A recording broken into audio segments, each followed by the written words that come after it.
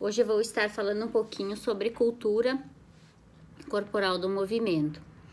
Ah, Quando ela é aliada à qualidade de vida, ela possibilita aos estudantes o aprimoramento, né, do seu desenvolvimento humano, resultando em um melhor domínio na coordenação motora em geral, né, que seria equilíbrio, noção de tempo e espaço, né, além de conscientização, né, aprimoramento da consciência corporal também, né. Dentre essas produções, dentre as produções dessa cultura corporal, algumas foram incorporadas pela educação física, né, em seus conteúdos, como o jogo, o esporte, a dança, a ginástica, as lutas, né? E é de fundamental importância que se garanta o acesso aos alunos às práticas de cultura corporal, né? Pois isso é muito importante, né?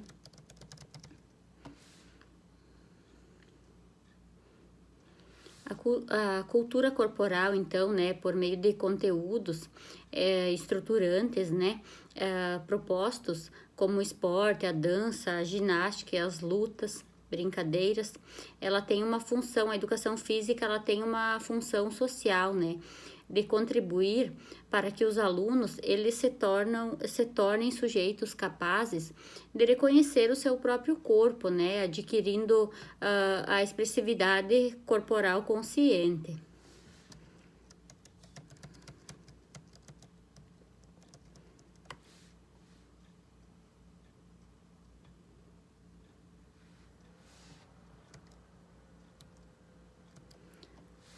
É possível perceber que a diversificação, né, das práticas corporais presentes na educação física escolar, elas são importantíssimas, né, pois elas favorecem aos escolares os maiores conhecimentos do seu corpo, né, ampliando as suas habilidades cognitivas, afetivas, e sociais e motoras também, né.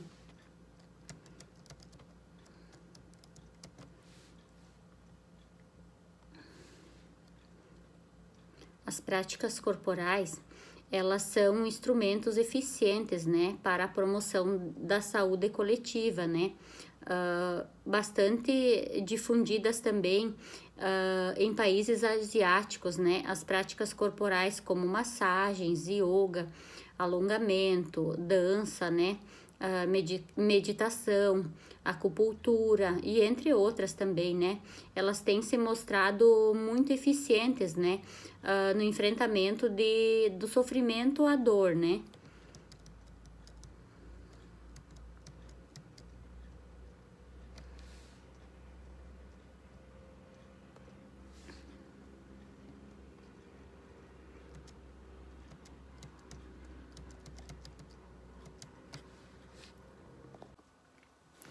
E a importância, então, da educação física no âmbito escolar, né, vem se destacando, sendo discutida, né, pois ela é notável quando ela pode contribuir para o desenvolvimento, né, motor e psicoemocional, psicossocial dos discentes, né. A cultura corporal de movimento, sendo uma prática corporal, né, com seus conteúdos no âmbito escolar, ela pode contribuir tanto para o desenvolvimento psicomotor, como para o desenvolvimento, né, para o desempenho, né, em outras atividades, né, da vida, do cotidiano, né, estimulando sempre as novas habilidades corporais, né.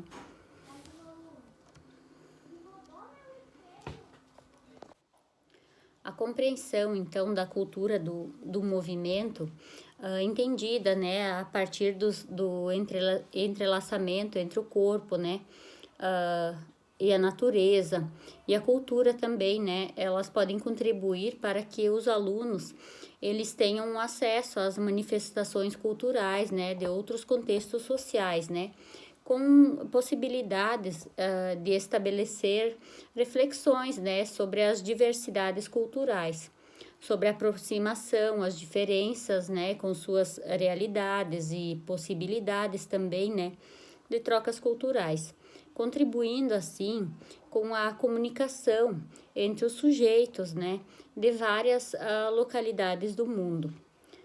Os professores, então, eles podem propor práticas educativas, né, que permitam a compreensão, né, das influências e manifestações da cultura, de movimento, de modo que além dos estudantes eles perceberem as alterações que provocam, né, em cada corpo, eles percebam também que as mudanças orgânicas ocorrem mediante as relações com o mundo, né, e são expressas por meio de gestos, né, e portanto não estão dissociadas, né, dos aspectos culturais. Desse modo, então, a cultura do movimento, compreendida a partir do entrelaçamento entre o corpo, a cultura e a natureza, né, ela pode provocar debates teóricos e intervenções na educação física, ligando a prática, né, o modo de ser, né, de fazer e de viver diferentes realidades sociais e históricas. E aí galera, tudo bom? Meu nome é Vitor Kennedy, eu sou professor de Educação Física de vocês.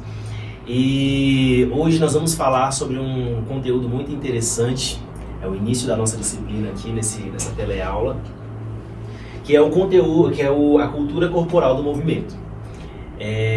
Nós vamos debater um pouco sobre o que é a cultura corporal do movimento, por que isso é estudado na nossa disciplina de Educação Física Escolar. E para começar esse conteúdo, eu quero gerar uma reflexão com vocês, através de algumas imagens que eu vou transmitir para vocês aqui. Por exemplo, gente, aqui nós temos uma imagem referente à cultura corporal do movimento. E quando você olha para essa imagem, o que você observa aqui? Eu quero que vocês comecem a refletir comigo, para que a gente gere um conhecimento juntos. O que você vê nessa imagem? Ah, professor, eu vejo aqui um macaco, né? E o macaco foi virando homem até chegar nos tempos modernos. Tá. Aqui a gente vê uma adaptação de uma imagem referente à teoria do evolucionismo de Darwin. E ela foi adaptada porque ela chega até os dias atuais, né? Aos tempos modernos. Onde a gente pode ver aqui um homem utilizando um computador, né? Um fone de ouvido, tecnologias do nosso tempo. Tecnologias modernas. Então o que essa imagem como um todo quer dizer pra gente sobre a cultura corporal do movimento? Por que eu trouxe essa imagem pra gente começar o desenvolvimento desse conteúdo? A gente observa aqui várias fases da história do homem. E todas essas fases, você tem que começar a interpretar o que cada imagem dessa está querendo dizer para você. Houve um tempo em que o homem ele não tinha todo o desenvolvimento corporal, todo o desenvolvimento social, biológico que ele tem hoje. Então, nesse tempo aqui, por exemplo, como você imagina que era a vida desse primeiro ser aqui, desse primeiro hominídeo? Como você imagina que era a vida desse outro aqui? Você observa que na mão ele tem um objeto. Esse objeto provavelmente é um objeto de madeira ou de pedra. Aqui a gente já observa que ele tem um outro tipo de objeto mais bem arquitetado, provavelmente para uma caça, ou para uma pesca, ou para uma luta, né? Então o que cada imagem dessa está me dizendo? Quando a gente fala de cultura corporal do movimento. Que o movimento ele sempre esteve na história da humanidade, ele sempre esteve associado à cultura do homem em diferentes momentos ligados àquela realidade que o homem estava vivendo naquele momento. Então, por exemplo, vamos falar aqui desse tempo aqui, por exemplo, vamos pegar essa imagem isolada como um exemplo. Esse homem aqui provavelmente era um homem que ele precisava caçar, ele precisava pescar, ele precisava lutar, ele precisava fugir de animais. Ele provavelmente era um homem nômade, daqui para trás a gente pode observar isso, eram homens nômades, ou seja, eles não tinham uma vida sedentária como hoje, eles não tinham residências fixas, eles viviam caminhando, viviam andando, fugindo de temperaturas extremas, como o frio, como o calor. Então, gente, o que o movimento dessa época me diz a respeito desse homem? Quais eram os movimentos utilizados nessa época? Por que o homem nessa época necessitava utilizar esse objeto aqui? Justamente por causa disso que eu falei. O estilo de vida, a cultura daquele momento fazia ele necessitar de movimentos específicos, como por exemplo o desenvolvimento da caça, o desenvolvimento da pesca, o desenvolvimento da luta, da força, da corrida para fugir, certo? Já hoje, se você pegar um homem, por exemplo, nesse tempo atual aqui, esse tempo moderno, aqui já nos diz sobre um outro período onde a tecnologia já foi desenvolvida. Aqui nós temos um homem mexendo num celular. Essa pasta na mão dele nos remete a uma ideia de que ele está indo trabalhar, né, a roupa toda. E aqui também, né, nessa outra a gente vê a mesma coisa, um homem que ele já é mais sedentário ainda, ele passa o dia sentado trabalhando, mexendo num notebook, ouvindo um som pelo fone. E todo esse estilo de vida aqui é um estilo de vida sedentário. Desde o momento em que o homem ele desenvolveu a agricultura, ele desenvolveu as cidades, e ele passa a não ser mais nômade, o sedentarismo começou a crescer nas sociedades. E o sedentarismo nada mais é do que a ausência de atividades físicas. Esse sedentarismo ele veio se desenvolvendo de tal forma que hoje ele é um grande problema na nossa sociedade moderna, né? Então, mas ainda assim, o homem não deixou de se movimentar. Ele só adaptou o movimento à sua cultura. Então, hoje, o homem não precisa mais caçar.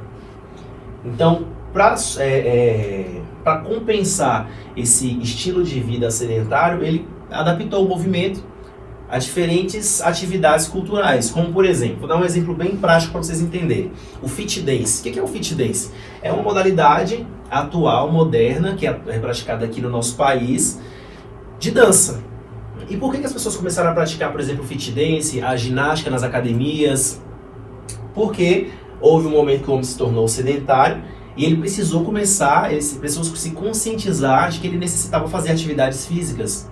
Então surgiram as diversas modalidades. Lógico que boa parte dessas modalidades não surgiram só como uma forma de desenvolver saúde, mas como uma forma de lazer também, né? Quando um grupo de crianças vai para a rua jogar bola, por exemplo, na rua, essa criança ela não está muito preocupada com a saúde dela, está mais preocupada com o lazer, com o divertimento, né? Vamos trazer uma outra imagem para vocês aqui agora, sobre o que estava acontecendo aqui. Eu não sei se na imagem dá para ver perfeitamente, mas aqui nós temos um grupo só de homens, né?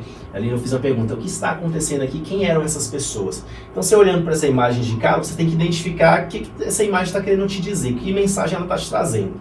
Aqui a gente tem um grupo que é só de homens, né? Eles têm uma vestimenta que você percebe que é uma vestimenta mais antiga, a foto está em preto e branco, então confirma essa ideia de que é um tempo mais antigo. E aqui nada mais é, gente, do que uma ginástica sueca que tinha como objetivo uma formação militar. Então olha só como o movimento estava associado a uma cultura de um povo. Por que esses homens estavam fazendo essa ginástica? Por que essa ginástica tinha esse caráter militar? Porque aquela cultura daquele momento era uma cultura militarista, era uma sociedade militarista, onde se visava a prática de atividades físicas para a formação de um homem capaz de defender a sua pátria, um homem saudável, um homem forte, que protegesse realmente, que estivesse preparado para ir para a guerra. Você observa que não existem mulheres aqui nesse meio.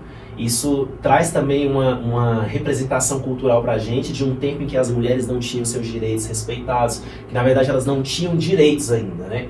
Então, houve um tempo sim que as mulheres não podiam praticar atividades físicas, elas não estavam inseridas nesse contexto. Houve um outro tempo de que as mulheres foram inseridas, mas não porque começaram a achar que elas tinham direitos de participar de atividade física, mas sim porque queriam que elas fossem mulheres saudáveis para gerar filhos saudáveis para servir a pátria, para ir para a guerra, né?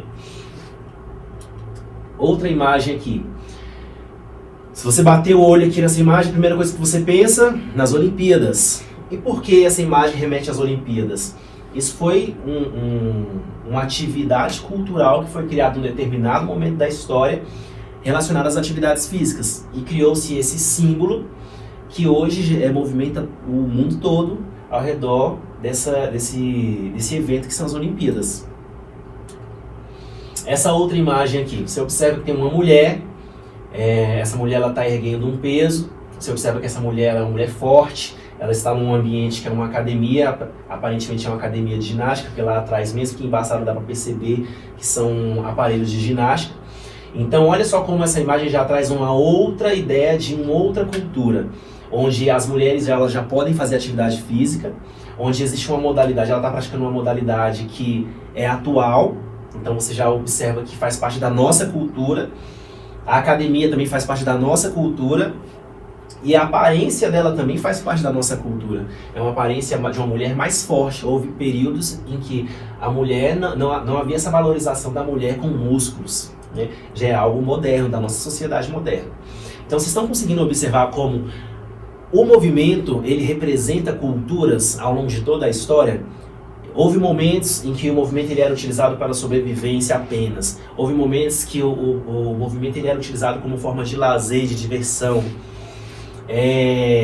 Houve momentos em que o movimento ele era utilizado como forma de ritual, inclusive. Os índios praticavam as danças como forma de ritual, né? Olha essa outra imagem aqui. Você vê alguma semelhança dessa imagem com a sua comunidade que você vive hoje?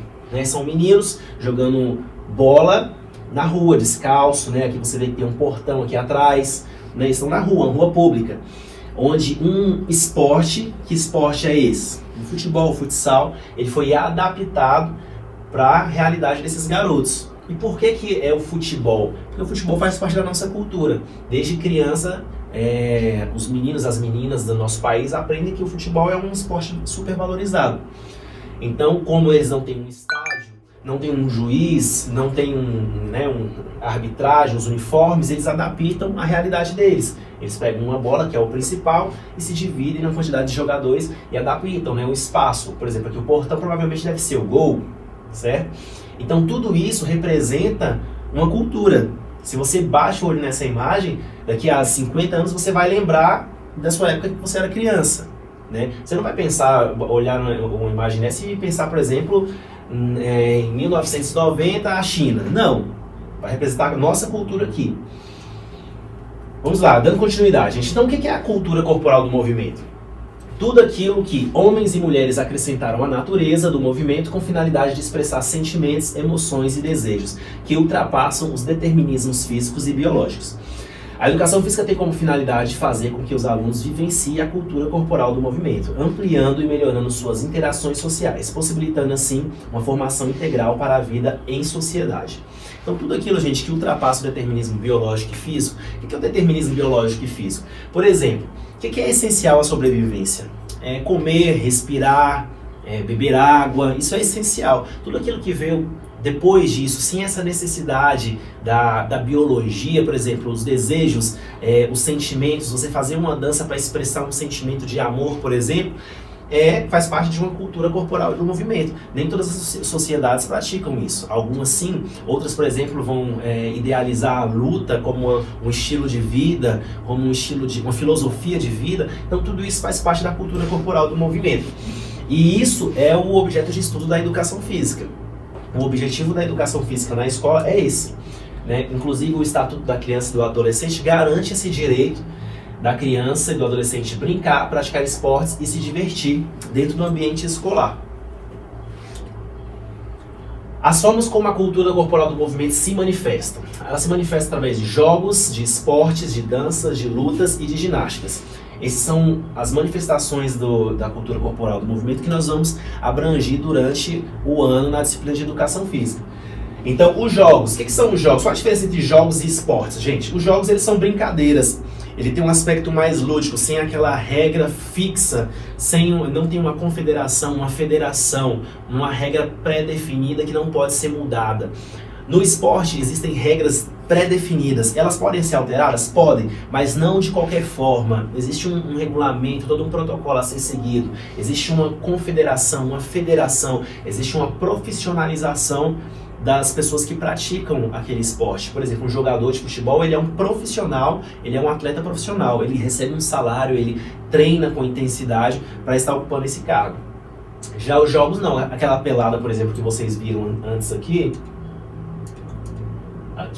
os meninos jogando bola na rua, aqui não é um esporte, aqui é um jogo, é uma brincadeira, é uma adaptação do futebol. As danças normalmente, dentro da educação física, o objetivo principal não é fazer com que vocês se tornem bailarinos profissionais, e sim ensinar para vocês a linguagem das danças, o que as danças ao longo da história da humanidade, elas representaram para as sociedades. Então, por exemplo, eu acabei de citar aqui um exemplo de que os índios praticavam danças como forma de ritual, então tinha uma espiritualidade por trás daquela dança. Existem danças que representam sentimentos, como o amor, como o ódio. Existem danças que representam a linguagem de revolta, de luta, como por exemplo a capoeira. Já as lutas, diferente do que muitas pessoas pensam, as lutas não são brigas, né? Não são... a luta ela tem toda uma simbologia por trás dela, toda uma filosofia, principalmente as artes marciais. A briga pela briga, ela não pode ser chamada de luta. A luta ela é um esporte, ela tem uma regra, ela tem uma filosofia, você aprende táticas e técnicas de autodefesa, de melhorar suas capacidades corporais. Por exemplo, na luta você aprende a como cair. Pode parecer besta, mas, por exemplo, se você cai de uma forma errada, você pode se lesionar muito mais do que se você cair com a técnica correta, que a luta pode te ensinar essa técnica, certo? Na ginástica, gente, o objetivo das ginásticas é mostrar para vocês as capacidades físicas de vocês, tanto as aeróbias quanto as anaeróbias. Essas capacidades, ela é a força, a resistência, a flexibilidade, a capacidade cardiorrespiratória, a resistência cardiorrespiratória, a resistência física. Tudo isso são capacidades que a gente trabalha dentro das ginásticas, na manifestação de cultura corporal do movimento, dentro da educação física. Para finalizar, gente, essa aula de hoje, que é uma aula introdutória para mostrar para vocês o que é a cultura corporal do movimento, eu espero que vocês tenham entendido, só para dar uma refrisada. A cultura corporal do movimento, então, gente, é todo o universo do movimento que envolve as diversas culturas e as diversas manifestações de culturas dentro da sociedade. Então, quando você diz, quando você fala que no Brasil, o futebol é um esporte famoso, é um esporte muito praticado, isso faz parte de uma cultura corporal do movimento. Existe todo um universo de economia sendo gerado por trás disso, existem pessoas trabalhando, ganhando dinheiro, existem pessoas se formando para trabalhar nessa área, existe faculdade, por exemplo, de educação física, e depois vai ter um curso de especialização em arbitragem, existe o atleta que vai ganhar dinheiro jogando profissionalmente, existem as empresas de venda de materiais esportivos. Então tem todo um universo de economia girando ao redor desse futebol. Estou citando o futebol como um exemplo, tá, gente? Mas todos os movimentos, todas as manifestações que eu citei aqui, elas entram nesse rol da mesma forma. Além do lado econômico, tem um lado político. Existe, por exemplo, corrupção no futebol, porque movimenta um dinheiro muito grande. Existe um lado político, por exemplo, de você dizer por que os homens são mais valorizados no futebol do que as mulheres. Tem toda uma história que nos conta o porquê isso acontece, né? As mulheres, elas foram entrando no futebol, hoje elas praticam, mas ainda não são valorizadas como os homens, né? Por que é tão difícil conseguir um patrocínio para um time, para uma seleção brasileira feminina, enquanto para o time masculino é fácil, né? Tem muitas empresas querendo patrocinar. Então é tudo isso que eu quero mostrar para vocês, que existe um universo ao redor da cultura corporal do movimento, que envolve política, que envolve economia, que envolve os fundamentos mesmo da prática esportiva, a saúde, os princípios biológicos, os princípios sociais de inclusão, tudo isso faz parte da cultura corporal do movimento. E aí, para finalizar essa aula, agora eu trouxe uma questão do Enem, que caiu no ano de 2016, referente à disciplina de educação física, e que trata dessa questão da cultura corporal do movimento. Ela diz assim: A educação física ensinada a jovens do ensino médio deve garantir o acúmulo cultural no que tange à oportunização da vivência de práticas corporais e compreendendo práticas corporais, a compreensão do papel do corpo no mundo da produção no que tange ao controle sobre o próprio esforço e do direito ao repouso e ao lazer.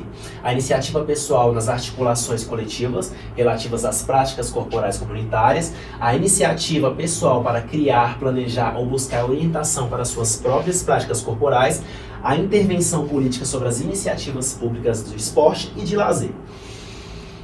Segundo o texto, a educação física visa propiciar ao indivíduo oportunidades de aprender a conhecer e a perceber de forma permanente e contínua o seu próprio corpo, concebendo as práticas corporais como meios para... Aí nós temos aqui opções A, B, C, D e E. Na opção A fala ampliar a interação social. Ou seja, gente, está querendo dizer aqui qual é o papel...